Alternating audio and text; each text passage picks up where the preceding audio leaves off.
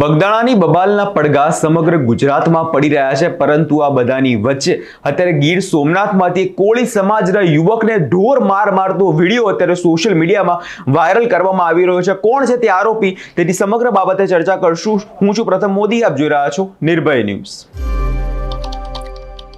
બગદાણાની બબાલમાં આપણે જોયું કે આગેવાન નવનીતભાઈ ઉપર તેમના પર હુમલો કરવામાં આવ્યો હતો અને જે બાદ તેનો વિડીયો સોશિયલ મીડિયા પર વાયરલ કરવામાં આવ્યો હતો, જેના કારણે આપણે જોયું તો કોળી સમાજના લોકોમાં ભારે રોષ હતો અને કોળી સમાજ ન્યાયની માંગ કરી રહ્યો હતો। પરંતુ આ બધાની વચ્ચે ગીર સોમનાથના ઉનામાંથી કોળી સમાજના યુવકને ઢોર મારતો વિડીયો સોશિયલ મીડિયામાં ઘણો વાયરલ કરવામાં આવી રહ્યો છે। જો ઘટનાની વાત કરવામાં આવે તો ઘટનામાં એક સામાન્ય બોલાચાલી થઈ હતી, જે બાદ યુવકને જાહેર રસ્તા પર ઢોર મારવામાં આવ્યો છે। પહેલા તો વિડિયો પર નજર કરીએ, તે બાદ તે ફરિયાદી છે જે તેમનું શું કહેવું છે તે સાંભળી લઈએ। મારું નામ રણજીતભાઈ પુનાભાઈ બાંભણિયા। રણજીતભાઈ, તમારી સાથે ગઈ રાત્રે કઈક ઘટના બની છે, શું છે સમગ્ર ઘટના, શું મામલો છે? 80 ફૂટના રોડે છે ને, એ લોકો કાયમી 10-10, 15-15 જણા ટોળું ઓડીને કાયમી સિગરેટ ને દારૂ ને બધું પીતા હોય। હું નથી નીકળ્યો તો મેં કીધું ભાઈ તમે અહીંયા બેઠો માં વયા જાવ ભાઈ। તો એ બધી અવારનવાર મેં 2-3 વાર એ લોકોને કીધેલું હતું। એ લોકો ડાયરેક્ટ સમીર ગેસ એજન્સી પાસે હું પહોંચ્યો મારી ગાડી લઈને, ઇનોવા લઈને। ડાયરેક્ટ આવીને મને પેલા ગાડીના કાચ તોડી નાખ્યા, આવીને ડાયરેક્ટ મારવા માંડ્યા મને, બરોબર। મારો વિડીયો બનાવ્યો, એ લોકોએ વિડીયો બનાવીને પછી એ લોકોએ વાયરલ કર્યો। સમગ્ર મામલે તમે પોલીસ ફરિયાદ કરી? પોલીસ ફરિયાદ મેં કરી, મેં પોલીસમાં લખાવેલું હતું, મારો ચેન બેન એ બધું એ લોકો લઈ ગયા, બરોબર છે। તો એ લોકો 8 કે 9 જે વિડીયોમાં જોવો તમે, 8 થી 9 થી 10 જણા મને મારે। વિડીયો ઓલા FIR માં એ લોકોએ 3 જણાના જ નામ લખેલા, 3 થી 4 જણા।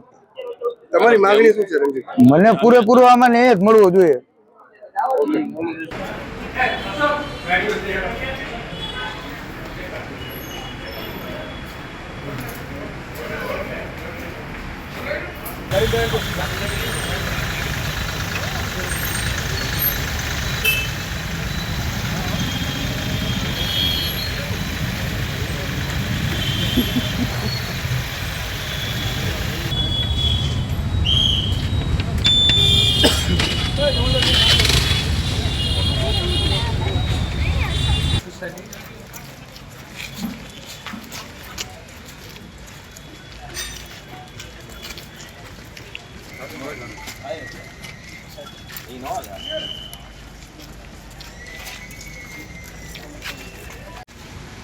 જશો બીજી વાર?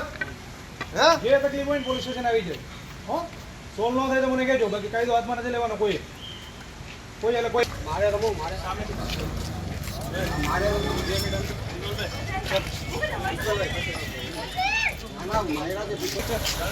હાલો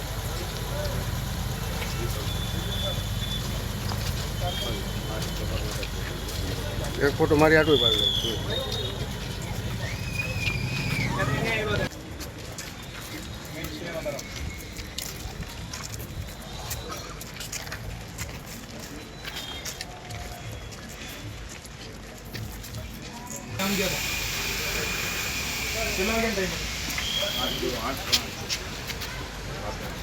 કરશો બીજી વાર?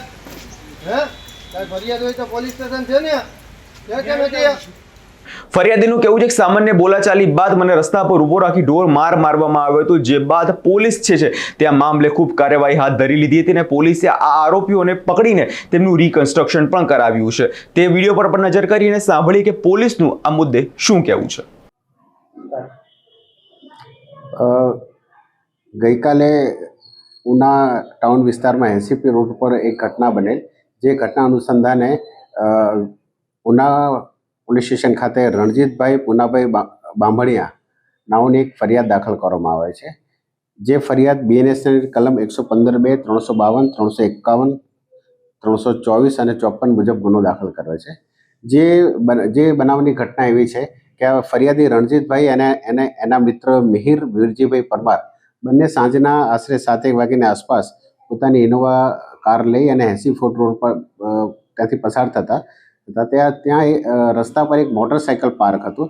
જે મોટરસાયકલ કોનું છે શું છે એ બાબતે જે વ્યક્તિ સાથે એમને ચર્ચા થઈ અને એ ત્યારબાદ એમની સાથે માથાકૂટ પણ થવા લાગી અને ત્યારબાદ જે મોટરસાયકલનો ચાલક હતો એણે બીજા પણ અન્ય બે મોટરસાયકલવાળા ઈસમોને બોલાવ્યા અને તે તમામે આ ભેગા થઈ આ ફરિયાદી અને આ મિહિરભાઈને ખૂબ માર માર્યા અને ત્યારબાદ તેમની જે ઇનોવા કાર હતી એનો કાચ પણ તોડી નાખ્યો અને ત્યારબાદ આ જે સલીમ તેજાના છોકરાને તેઓ મોટરસાયકલ લઈને આવેલા તેઓ ત્યાંથી જતા રહ્યા હતા. આ જે ઘટના બની એ ઘટનાના સમગ્ર સીસીટીવી ફૂટેજના આધારે પોલીસે આરોપીની ઓળખ કરી અને હાલ કુલ 4 આરોપીની ઓળખ પોલીસે કરી છે, જેમાં આર્યન સલીમભાઈ સેલોત, સુફિયાન સલીમભાઈ સેલોત, સોહિલ સલીમશાહ જલાલી, અયાજ અતુલભાઈ મોગલ, આ ચારેય આરોપીઓને હાલ પોલીસે રાઉન્ડ અપ કર્યા છે તેમજ તેઓની હાલ પૂછપરછ ચાલુ છે. તેમજ આ ઘટનામાં અન્ય જે આરોપીઓ છે એની પણ હાલ પોલીસ સીસીટીવીના આધારે ફૂટેજના આધારે તપાસ કરી રહી છે. આ જે સમગ્ર ઘટના છે એ ઘટનામાં હાલ પોલીસે ફરિયાદીની પૂછપરછ તેમજ સીસીટીવીને એના આધારે હાલ પોલીસ આમાં કલમ BNSની કલમ 109(1), 189(1), 189(2) અને 191(2) કલમ ઉમેરવાની તજવીજ હાથ પોલીસ કરી રહી છે. અત્યારે ગુજરાતમાં એક તરફ તો કોળી સમાજ જે છે રોષે ભરાયો છે. નવનીત બાલદિયાના ન્યાય માટે કોળી સમાજ જે છે માંગ કરી રહ્યો છે, પરંતુ તેના જેવી જે ઘટના જે છે અત્યારે ગીર સોમનાથમાંથી સામે આવી છે. ઉનામાં જે આ વિડીયો જે વાયરલ કરવામાં આવ્યો જેના કારણે કોળી સમાજના લોકોમાં ભારે રોષ જોવા મળશે તેવી અમને શક્યતા છે, કારણ કે આપણે જોયું હતું નવનીત બાલદિયાનો જે વિડીયો સોશિયલ મીડિયા પર જે વાયરલ કર્યો હતો, જેના કારણે કોળી આગેવાનો જે બધા ભેગા થઈ ગયા હતા અને ન્યાયની માંગ કરી રહ્યા હતા. ભાવનગરમાં જે સભા પણ બોલાવવામાં આવી હતી જે કોળી સમાજની ન્યાય સભા હતી, પરંતુ આ બધાની વચ્ચે અત્યારે ગીર સોમનાથમાંથી જે સમાચાર સામે આવે છે તેને જોતા એવું લાગે છે ત્યારે અસામાજિક તત્વોનો કોઈ કાબુ રહ્યો નથી. આ વિષયને લઈને તમારો શું અભિપ્રાય છે તેમને કમેન્ટ કરી ચોક્કસથી જણાવજો અને અમારી ચેનલ નિર્ભય ન્યૂઝને લાઇક, શેર અને સબસ્ક્રાઇબ કરવાનું ભૂલશો નહીં.